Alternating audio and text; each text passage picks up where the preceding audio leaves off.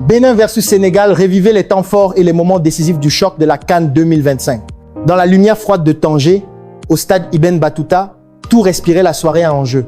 Mardi 30 décembre 2025, 26 707 spectateurs ont vu s'entrechoquer deux trajectoires.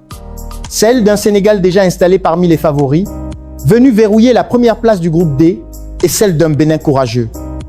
Contraint de jouer avec la calculatrice, mais décidé à s'offrir un vrai match, un vrai test, une vraie bascule, le résultat final 3-0 pour les Lions de la Teranga dit une domination, mais il ne raconte pas tout.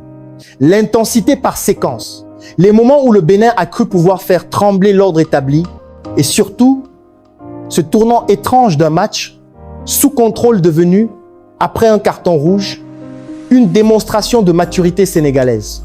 Dès l'avant-match, la tonalité était claire. La première place n'avait rien d'un détail.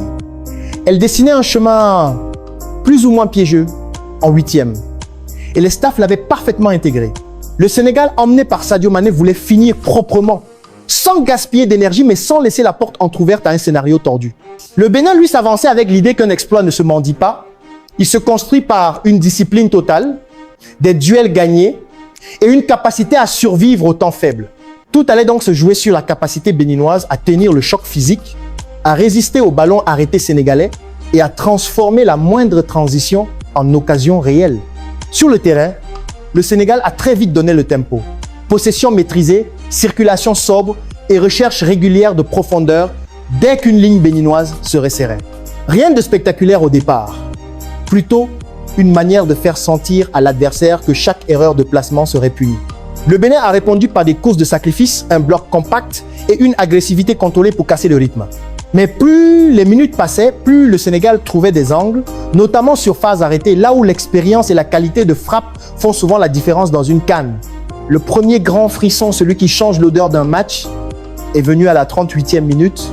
Coup de pied arrêté parfaitement déposé par Crépin Diatta et Abdoulaye Seck qui s'élève plus haut que tout le monde, tête puissante, nette, imparable, 1-0.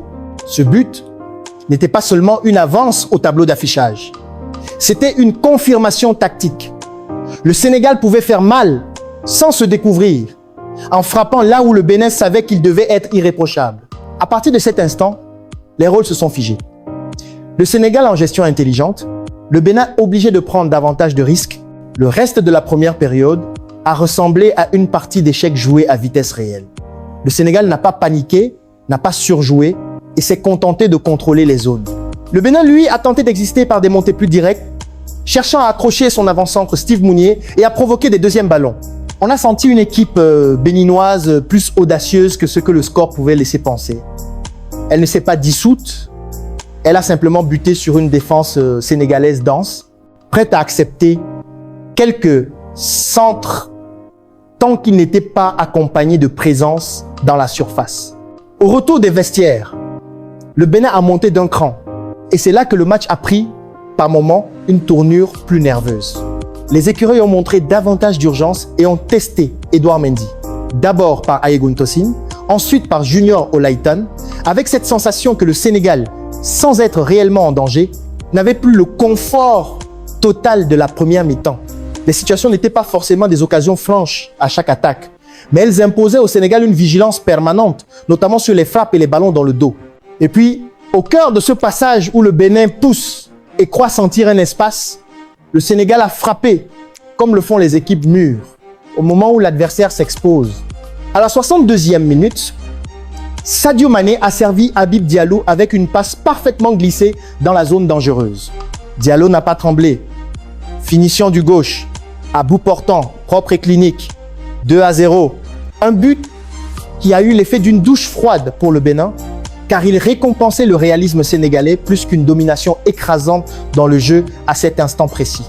À 2-0, on aurait pu croire que la soirée allait s'éteindre doucement, avec un Sénégal en pilotage automatique. C'est là que l'imprévu a ressuscité le suspense émotionnel. À la 71e minute, le match a basculé sur une action qui a fait monter la température dans le stade.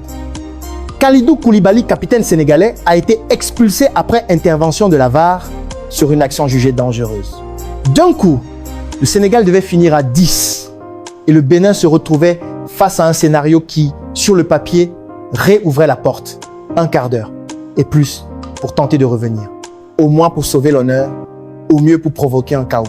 Le carton rouge n'a pas seulement modifié le rapport numérique. Il a obligé le Sénégal à afficher son vrai visage de compétition. Celui qui sait gagner sale si nécessaire en restant compact et solidaire. On a vu l'équipe se réorganiser, accepter de défendre plus bas et protéger Mendy avec une densité accrue. Le Bénin, logiquement, a poussé.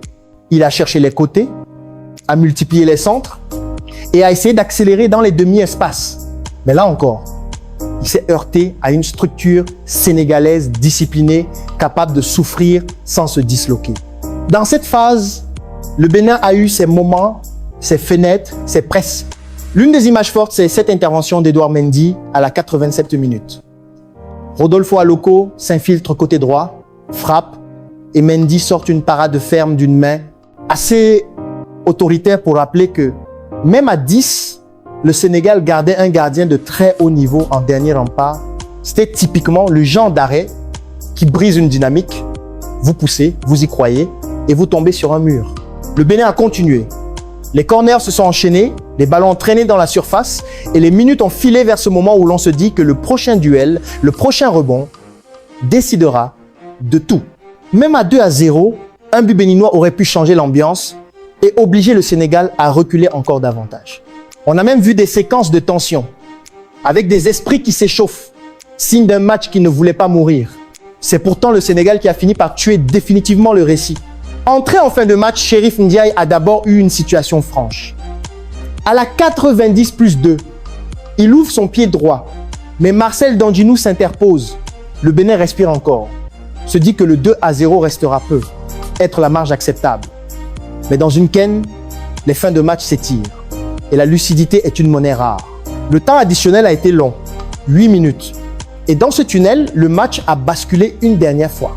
À la 4-20, Dix+4, penalty pour le Sénégal. Ibrahim Baye s'écoule dans la surface après contact. L'arbitre désigne immédiatement le point de penalty. Les protestations arrivent, les nerfs lâchent et le Bénin comprend que le score peut devenir lourd, cruel même au regard de ses efforts. Chérif Ndiaye s'est chargé de la sentence.